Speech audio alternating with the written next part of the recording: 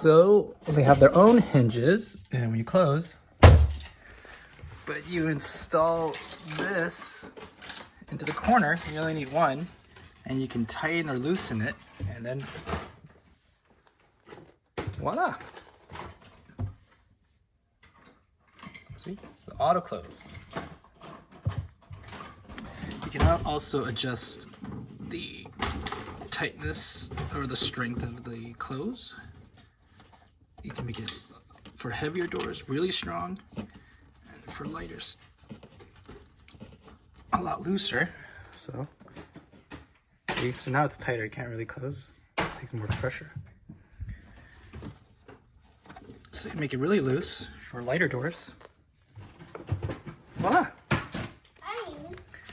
And how you install it is you just kind of take this piece here and put it into the corner, and you drill a hole here. Depending on the door, you probably only need one. That's what I have up here instead of two, but you could do two if you wanted to.